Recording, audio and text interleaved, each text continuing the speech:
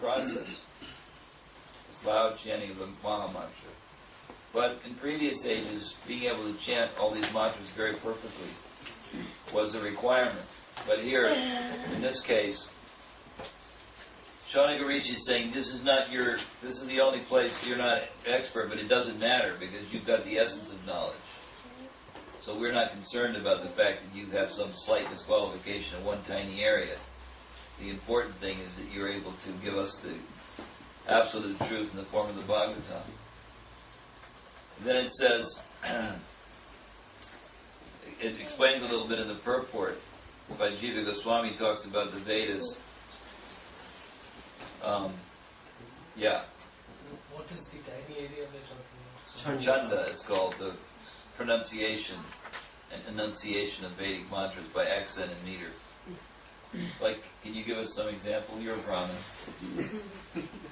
Ariyam Sahasrajir Shaburuja Sahasraksha Sahasramana Savum Vishwadoritva.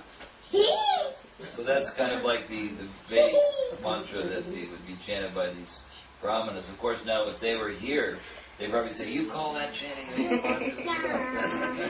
But it's pretty good for this age. But they really had to have it down perfectly.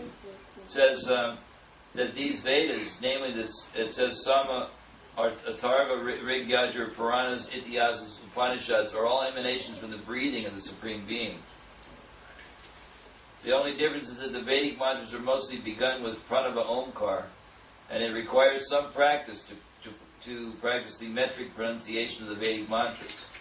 But that does not mean that Srimad Bhagavatam is of less importance than the Vedic mantras. On the contrary, it is the ripened fruit of all the Vedas, as stated before. Besides that, the most perfectly liberated soul, Srila Shukadeva Goswami, is absorbed in the studies of the Bhagavatam, although he is already self-realized. Srila Siddha Goswami is following his footsteps, and therefore his position is not the least less important because he was not expert in chanting Vedic mantras with metric pronunciation, which depends more on practice than actual realization. Realization is more important than parrot-like chanting. So Shaunaka's acknowledging the fact that he has realization, that Sutta Goswami has realization, and that that's what they're after. That's what they're interested in. Now, that brings us up to text 14, which is the next section. I just want to mention a little bit about this this 14th verse and purport. Maybe we should stop after that. Well, we can go till 9 o'clock. How about that? We'll make the cutoff 9. That clock is wrong. It's wrong. It's 8 minutes to 9. So at 9 o'clock we'll stop. Is that all right? Yes. Okay. Take a deep breath.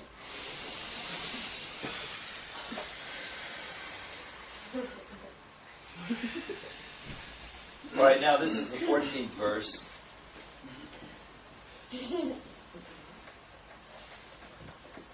Shuddha Goswami said, when the second millennium overlapped the third, the great sage Vyasadeva was born to Parashara in the womb of Satyavati, the daughter of Vasu.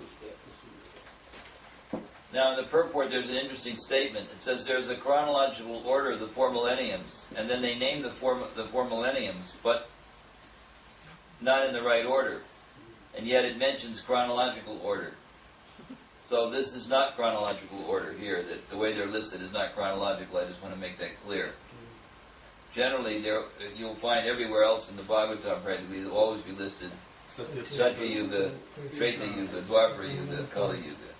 So this is the correct order of the Yugas. Prabhupada is saying there is a chronological order, but then they were not named in chronological order. That may have been a mistake by the editors, quite possibly, and it's never been corrected. But the point is that that is not the general order that they're listed in, always in Satya, Treta, Dwapara, Kali.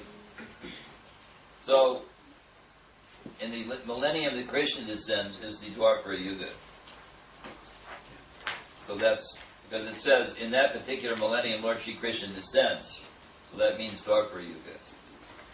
And because of this, there was some particular alteration. The mother of the great sage was Satyavati, the daughter of the Vasu fisherman, and the father was the great Parashara Muni.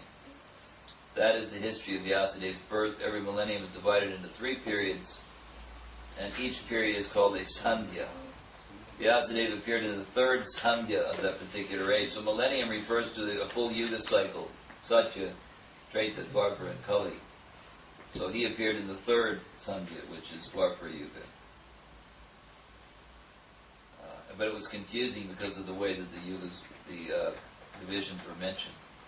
Because it talks about chronology and then they're not in chronological order. So I think personally that's an editing mistake.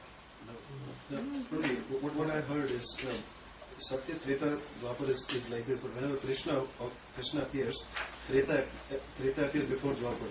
Yeah. So usually in Treta Lord Ram appears, and that's just before Kali. Really? That's what I heard. Definitely heard in the lecture. I mean, of course. I don't Who know explained that? This was a brahmachari in the Bombay Temple. I mean, he said that. He said, and only when Krishna appears, it turns like that. Yeah, even in my childhood, my grandfather has explained it the same way. Could you say that again? Now, I never knew that before. How does that again? So could you say that again? He's saying that generally, Yeah. Treta comes before Dwapara. I'm sorry, it comes after Dwapara Yuga. But But when Krishna appears, it was reversed. Which is once in a day of Brahma, and that's this 4 Yuga cycle. Okay, well see, I never knew that, so this is a revelation for me. And I guess Parag's grandfather was. Well, then I have he was to accept the also- superior information from your grandfather. Not in that No, way. no. He was But I've never also- read that anywhere else in Prabhup's book, so that's why I was thinking it was possibly an editing mistake. No, but this is true. This is what a brahmachari and brahmachari, they do a lot of this. Also. Yeah, okay, well, if you know who it was, He also does lots of research. I do lots of research. So if you know who this brahmachari what I do is, is can you please ask him for evidence. I'll mail Govinda Prabhu Yeah. and just make sure that maybe it's not my mental. Please ask, because I've never read this anywhere else, so therefore I was doubtful that this could be correct. I'll mail Govinda Prabhu and then, And I don't want to dispute your grandfather, don't be offended. No, not because they are also from Bhagavad Sampradaya. Yeah. So it is coming from all this. No, I mean, I'm not arguing with it. I'm just saying that I've never read it anywhere else, so therefore that little doubt is in my mind, that's all. No, but I'll get a mail. Yeah, that would be great. Okay, so that's so you have your assignment, which is, what is Sanhita? And your assignment is, maybe you can also try to find out about this interpolation of the Sandhyas. Okay. We still have 4 more minutes. Once upon a time, he, Vyasadeva, as the sun rose, took his morning ablution in the waters of the Saraswati and sat alone to concentrate. Now this particular place where he was doing his meditation, Bhadarikashram, in some Shamya Pras, in Bhadarikashram. So this place was where the ashram of Vedavyas was. The great sage Vyasadeva saw anomalies in the duties of the millennium. So in the Sanskrit it says, Paravara, one who knows past and future. So the great sage Vyasadeva saw anomalies in the duties of the millennium. So it says great sages like Vyas can see clearly past and future. So he knew all the problems that were coming. It says the people in general in this age of Kali are too much interested in matter, which is temporary. You can see this whole materialistic civilization is completely sold out 100%, but to matter, to material acquisition. So Vyasa was thinking, what can be done about this? Now, I just wanted to, I'll stop there with the verses, but I wanted to read something to you that Borijan discovered in his research.